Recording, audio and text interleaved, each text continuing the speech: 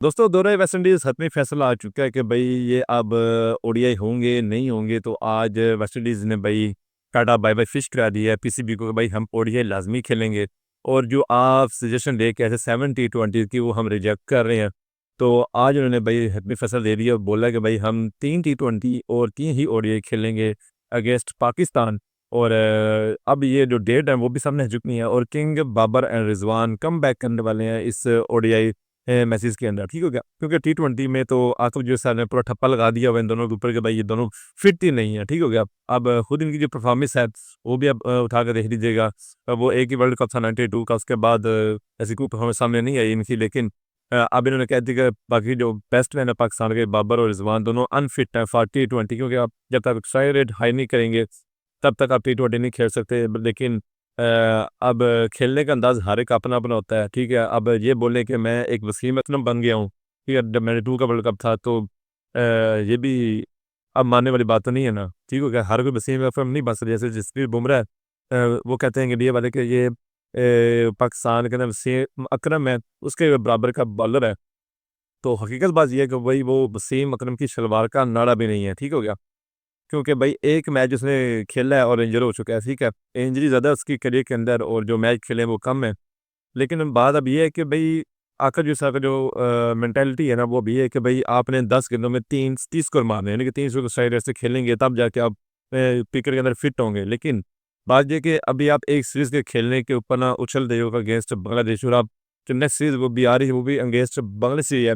लेकिन बात ये है कि भई जब वेस्ट इंडीज़ के खिलाफ खिलोगे ना, वेस्ट इंडीज़ के खिलाफ T20 फिर देखने को मिलेगा, क्योंकि वो भी कैरेबियन है और वो भी T20 खेलना जानते हैं। तेज स्ट्राइक से खेलना, पावर हिटिंग करना वो भी जानते हैं, ठीक हो गया? भाई जो सीरीज़ है ना अगेंस्ट वेस्ट इंडीज़, ठीक हो गया? पाकिस्तान ने सजेस्ट किया था भाई हम 7 T20 खेलेंगे, ओडीआई को हम माइनस कर देते हैं। लेकिन अब बात सोचने वाली ये है कि भाई देखो आप सिर्फ T20 के ऊपर आप फोकस कर रहे हो इस टाइम, ठीक हो गया?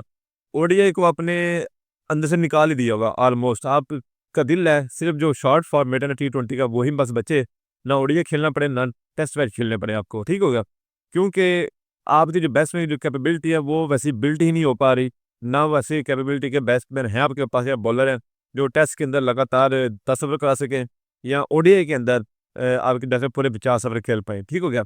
अब वो आप चीज़ें शॉर्ट का रास्ता इस टाइम इख्तियार कर रहे हो आप कि किस तरीके से ना ओडीआई को हम कम से कम खेलने, पहले ही बहुत ज़्यादा कम खेल रहे हो।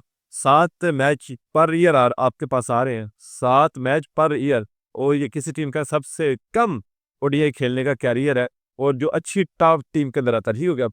अब बात ये है कि सिर्फ़ आप साल में 7 टी ओडीआई खेल रहे हो। आपने T20 के ऊपर ज़्यादा फ़ोकस किया हुआ है, तो अब कहते हो कि भई सारे बैट्समैन ओडीआई भी खेलें। अब ऐसा हो नहीं सकता। अब T20 खेलने वाले जो बैट्समैन हैं, जिनका अंदाज़ ही स्ट्राइक रेट 200 के खेलने के लिए वो जाते हैं, तो वो ओडीआई में नहीं खेल पाएँगे। ओडीआई का जो आपका स्ट्राइक रेट है 110, 120 और होना चाहिए, लेकिन वो नहीं खेल पाएँगे इस स्ट्राइक रेट के साथ। जब वो इस पे खेलने जाएँगे, वो विकेटें गँवा देंगे।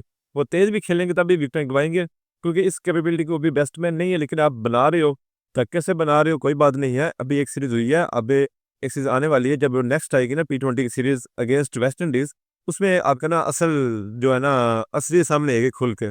शायद वो बांग्लादेश में भी जाके आपकी नस्ल खुल के सामने आ जाए, क्योंकि वहाँ पे जो पिच है वो वहाँ पे खेलना जानते हैं। और आप जब जाओगे वेस्ट इंडीज़ खेलने के लिए तब भी आपको पता लग जाएगा आपने वहाँ पे जैसे खेल रहे हैं, ठीक हो गया? अब जितने अपने ओडीआई कम खेलने हैं ना तो उतना नुकसान पाकिस्तानी बैटर्स को हो रहा है।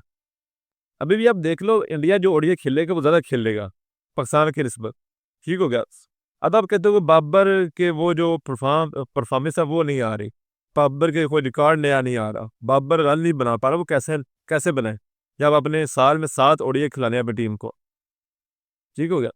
ओडीआई में बाबर के ओडीआई देख लो कितने हैं, कितना कैरियर हो चुका है, कितने साल हो चुके हैं बाबर को डेब्यू किए हुए, और उसे ओडीआई कितने खेलने हैं। आप उसे तकसीम करके देख लो कि कितने बचेंगे उसके पास, 20 पर ईयर, ठीक हो गया? 2017 से 18 से उसने डेब्यू किया हुआ है, 7-8 साल हो चुके हैं खेलते हुए। आप उसपे डिवाइड करके देख लो, कितने इसने ओडीआई खेले हैं, कितने T20 खेले हैं। T20 ज़्यादा है ओडीआई की निस्बत, ये भी आप ध्यान ज़हन में रखना। ओडीआई बाबर ने कम खेले हैं, T20 ज़्यादा खेले हुए हैं। अब पर ईयर आप हिसाब लगा लो कि बाबर ने कितने ओडीआई टोटल खेले हैं, 20, 25, अब उसी कैरियर के हिसाब से देखा जाए। लेकिन ये बहुत कम है। इंडिया का देखा जाए वहाँ पे वो 300 400 मैच खेलने वाले हो चुके हैं इस टाइम ओडीआई के, जो नया डेब्यू कर रहे हैं इसी जो टेन्योर के दरमियान से 2017-18 के बाद वो उठा कर देख लो वो इतनी खेलते हैं। लेकिन पाकिस्तान की वो बहुत ज़्यादा पाकिस्तान की जो ओडीआई जो शरह वो बहुत कम है अगेंस्ट इंडिया। अब फिर कैसे बना वहाँ परफॉर्मेंस करे, कैसे रिकॉर्ड बनाए, ठीक हो गया। अब बात ये कि सिर्फ मैंने खेलने हैं 3 ओडीआई। वेस्ट इंडीज़ ने बोल दिया कि भई हमने ओडीआई लाज़मी खेलने हैं और अगर आपका मंज़ूर है तो ठीक है, अगर नहीं मंज़ूर तो टाटा बाय-बाय फिश। अब पठानों को मजबूरन एक्सेप्ट करना पड़ा है क्योंकि इस टाइम जो होस्ट है वो वेस्ट इंडीज़ वाले हैं, ठीक हो गया। अब वो 8 अगस्त से पहले ओडीआई होगा और 8 अगस्त को अगेन हमें बाबर देखने को मिलेगा। आज जुलाई हो चुकी है, ठीक हो गया। जुलाई की आज है 5 और ठीक 1 माह 3 दिन के बाद हमें बाबर आज़म खेलते हुए नज़र आएगा इंशाअल्लाह, क्योंकि आप ओडीआई से दूसरा नहीं निकाल सकते। और आप एक ओडीआई का स्ट्रॉन्ग बैट्समैन है, आप उसे वहाँ से माइनस नहीं कर सकते।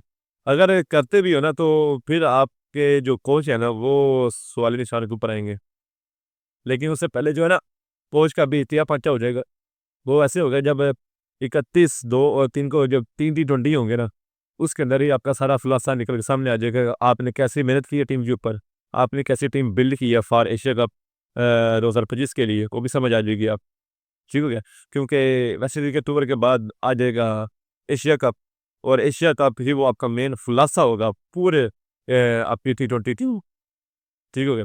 अगर बाबर परफॉर्म करता है ओडीआई के अंदर अच्छे स्ट्राइक से खेलता है, जो ये समझते हैं कि 150 प्लस होना चाहिए, तो वो चांस कौन सा था बाबर आजम का। लेकिन जब तक हमारे कोच हैं सफर मुल्ला साहब हैं, तब तक मुझे नहीं लग रहा कि बाबर और रिजवान दोबारा इस टीम का हिस्सा होंगे, क्योंकि कहते ना कि जो चीज़ें होती हैं ना वो आपको एक्सेप्ट नहीं कर पा रही होती और आकब साहब इन दोनों को एक्सेप्ट नहीं कर पा रहे इस टाइम टीम के अंदर। तब तक ये ऐसे ही रहेंगे और टीआर पंजा जब होगा एशिया कप के दौरान या एशिया कप से पहले ही तो आपको समझ आ जाएगी असल जो प्लेयर है वो यही दोनों से टी20 के अंदर भी जो टीम को बिल्ड करते हैं इन्हीं को बिल्ड करते से।